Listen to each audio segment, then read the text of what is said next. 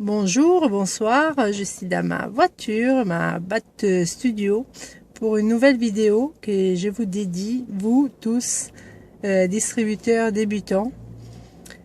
Et c'est la première d'une longue série car j'ai décidé de partager avec vous mon expérience dans le marketing de réseau, mes faits et gestes, mes réussites et mes challenges, comme on dit.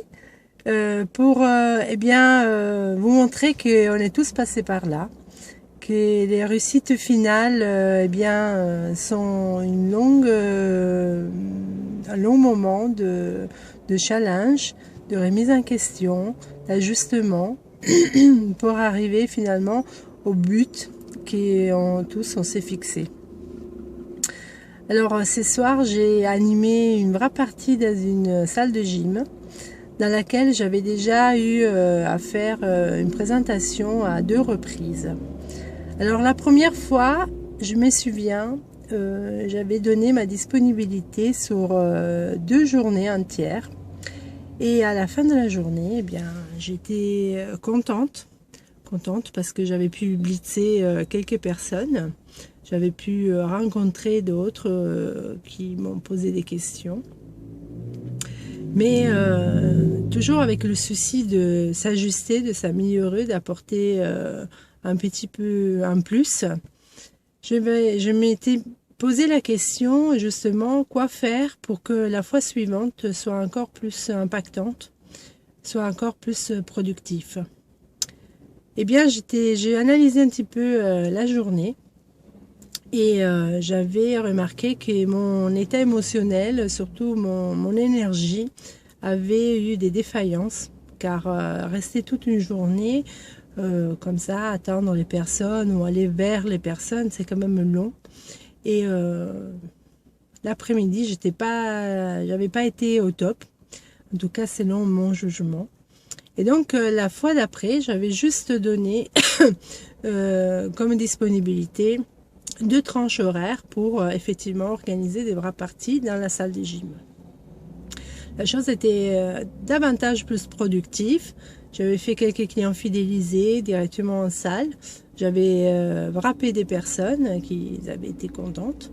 Et donc, le résultat était récompensé par les efforts, par l'ajustement que j'avais apporté à ma prestation. Aujourd'hui, j'ai encore apporté une petite touche supplémentaire car j'avais remarqué auparavant le manque de photos, de témoignages d'autres clients avant, après le wrap. Et je me suis dit, le wrap c'est bien, la table avec les produits, la table de présentation c'est super, mais peut-être avec quelques photos, ça va être plus impactant pour certaines personnes qui effectivement ont un intérêt et puis ils trouvent tout de suite une réponse à leurs questions, c'est-à-dire qu'est-ce que c'est le wrap. Eh bien, on va tout de suite sur les photos, les résultats et donc un peu plus parlant. Alors, j'ai fait une jolie maquette, j'ai imprimé une A3 et j'ai fait une belle affichage dans la salle de sport. Eh bien, encore des résultats, des nouvelles personnes qui se sont interrogées sur le produit, avec qui j'ai pu échanger, donner des réponses, faire tester quelques produits, quelques adresses. J'ai pu prendre justement quelques coordonnées pour leur envoyer des mails par la suite et garder le contact.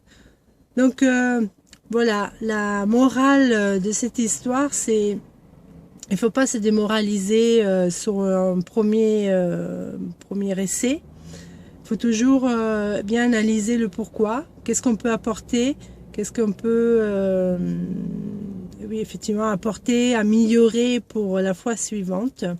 Et puis finalement, je me rends compte que c'est pas tant le but final qui est encourageant, mais là où je suis vraiment, et je mets un point d'honneur, et je suis vachement heureuse et satisfaite de moi, c'est que pendant 3 fois, j'ai pas lâché. Je me suis dit, Lélia, tu y vas, même si on sait pas qu'est-ce qu'il y aura, eh bien c'est pas grave, tu vas apporter ta touche, tu vas t'améliorer. Et c'est justement cet ajustement qui fait que je suis fière de moi. Parce que j'ai pu effectivement analyser et apporter quelque chose de plus. Alors j'encourage vous tous à faire de même, de pas décourager, d'aller en avant, et parce qu'on ne sait jamais la vie, qu'est-ce qu'il nous apporte, des opportunités des fois inimaginables.